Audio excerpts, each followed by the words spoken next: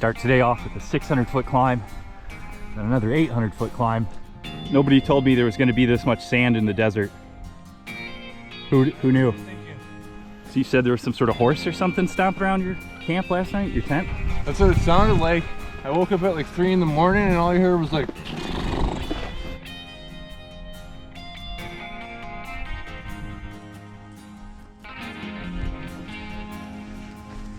Looking back to the west there, you've got the Cascade Mountains. And it's mid-May and they're still completely covered with snow.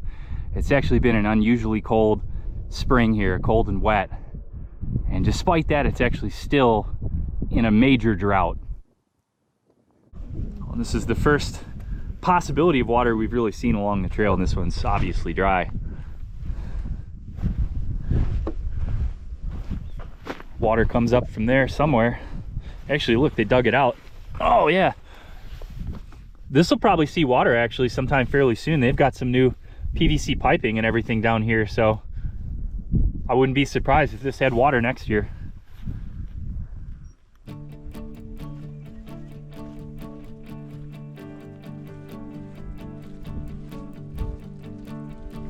And this now is Millican. Was it Millican? I think it's Millican Valley. It's actually kind of nice being down here in the lowlands and looking up at these mountains though. Kind of like it. Cobra, what do you think? I think we need a mulligan. A Millican Valley. Well, lunch today is a bag full of spicy hot chicken strips from Safeway.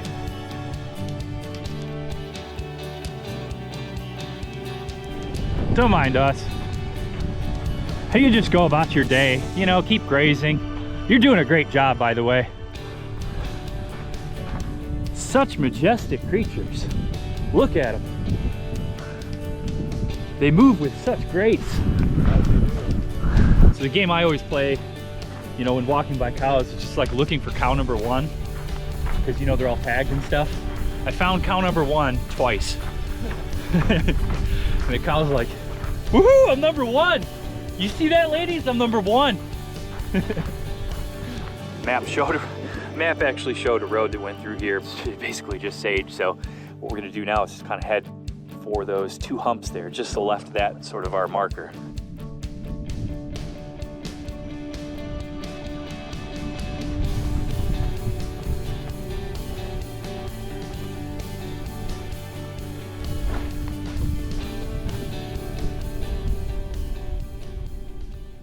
So what is it that's like giving you pain? Mostly my hips. Yeah. I mean, it's digging into my shoulders, but I can tolerate that.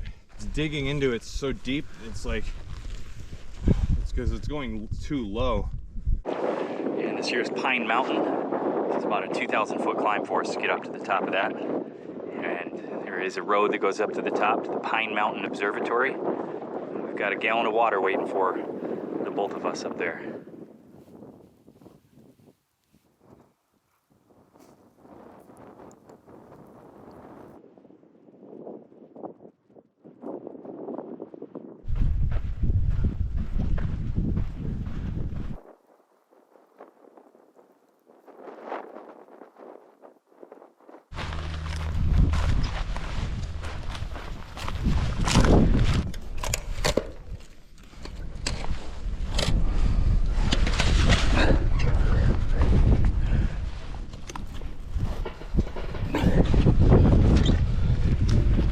My map shows at this point the road ends, but basically you could see it continue on here, so it'll be interesting to see if it goes all the way up to the top.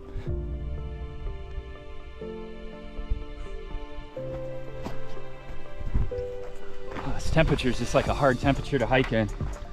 You know, it's hot on all the climbs. It's cold when you're not moving. It's cold when you're not climbing. You know, the sweat on your back is cold. Up over 5,000 feet now. Got all these pine trees. That's pretty cool. First pine trees, really.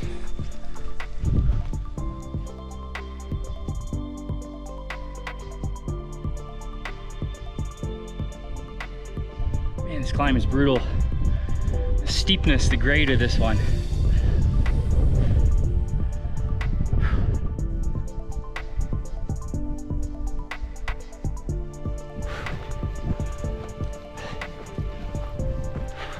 Now this road's got a pretty nice grade to it, kicking it into high gear, trying to get up to the top as fast as I can. Hopefully set up camp before it rains. And there's a patch of snow right there. First patch of snow I've seen. I'm at 6,100 feet in elevation right now.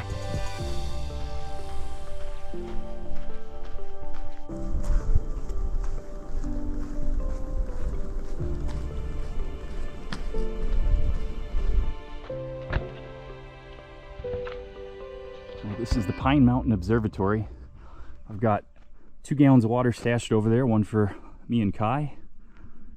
I don't think anybody's home. I kind of get the impression those vehicles are just parked there. And here they are.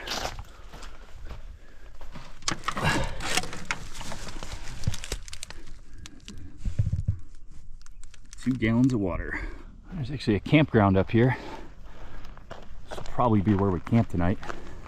I think it just makes sense. Kai's down at the bottom of the climb right now. I just talked to him through text. He's having a bit of a rough go with it.